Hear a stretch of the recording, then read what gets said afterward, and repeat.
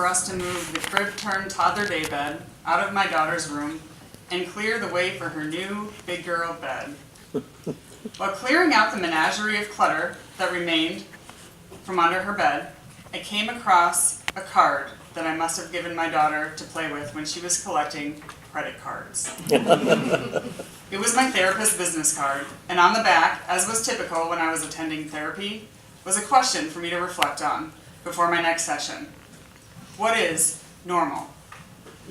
Growing up, I'd experienced more square peg, round hole situations than I care to recall.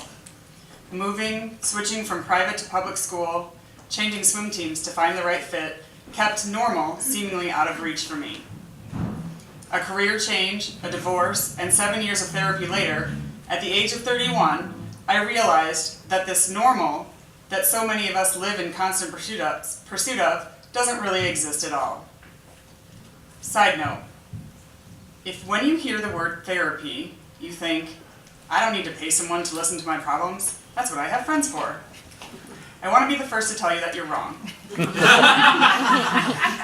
There's a professionalism and unbiased skill that a therapist has when uncovering the root of an issue. And just like content experts don't make the best teachers, friends don't make the best therapists. I've struggled internally with how to share my story for a long time.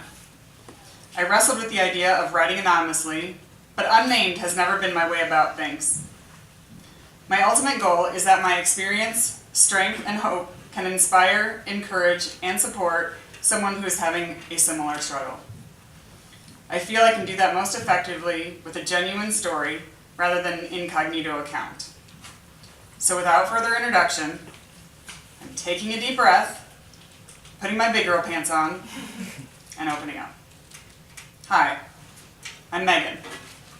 I'm a mother, a wife, a vegan, a dog lover, a math teacher, and an alcoholic.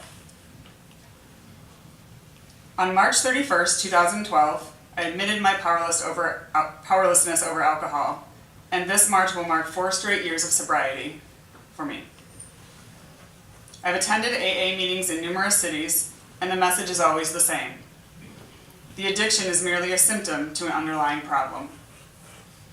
In August of 2010, I gave birth to a baby girl named Maria. Her perfect eyes, toes, and full head of hair illuminated my world like I could not have imagined. Being a mother was going to be the most rewarding, beautiful experience of my life. Yet I felt the heavy burden as the life of this child was placed into my arms. Nothing short of divine intervention was going to come between me and protecting my child. Nothing, of course, but the power of an addiction to alcohol, which no human force could ever remove.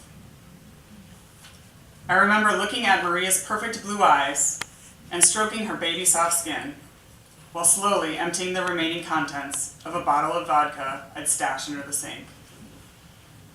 Alcohol pulled me deeper and deeper into a helplessness as it seduced me night after night. That first sip after a hard day dealing with students sent a rush of relief through my body. But that relief was short-lived when the need for more grew greater and greater. Every day, people are touched by the promises of Alcoholics Anonymous. Every profession in the world has been affected by the disease of alcoholism.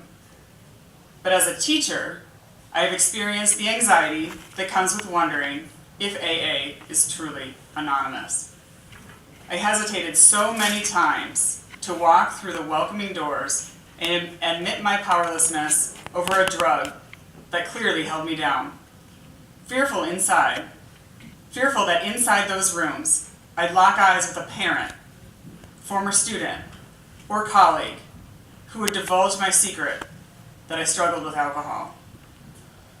At the first AA meeting I ever attended, I received my 24-hour medallion from a woman wearing a sweatshirt from a local high school. She embraced me in a way that let me know she was just like me. She had been where I was, and she knew that I never had to feel like that again. I still attend AA meetings, and I no longer fear running into school parents or former students. In fact, I've become friends with a few that also attend. When I run into former students, I look for ways it can be helpful to them rather than shying away. Along with therapy, I've learned to embrace my abnormality. I'm a math and dog-loving vegan alcoholic. I've been told not to open with that.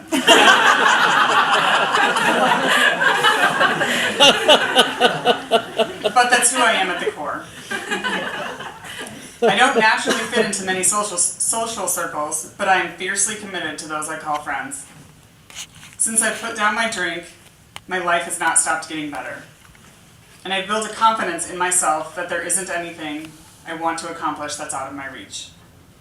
There's a lot of cliched, if I can do it, you can do it, that follow stories like this, so I'm going to try to go a different route. Social media does a lot of great things, but the glow of perfect Instagram photos and self-congratulatory Facebook statuses seem to tell us to put our best foot forward and discourage us from showing the hurt that lies underneath. Many of us mourned when Robin Williams lost his battle with addiction by taking his own life. But how many of us reached out to the Williamses in our timelines? The face of addiction isn't necessarily that homeless person on a bench with a bottle in a bag, because it's also the teacher down the hall who holds it together during the day and then falls apart at night. I will be an alcoholic for the rest of my life, and my goal in writing this is to shed light on a deep-rooted issue that even the most connected of connected educators hide. If you struggle with addiction, please reach out. Alcohol was my drug of choice, but the many threads of addiction run together under common themes. I hope you find something to connect with in my story. We open our hearts and souls to our children every year, but struggle with opening ourselves up to help. We support each other with Twitter chats and lesson sharing, but I know so many fellow educators that struggle with similar issues that don't translate well in 140 characters. But we can't heal a hurt that we keep hidden underneath educational, technology, and growth mindset cat posters.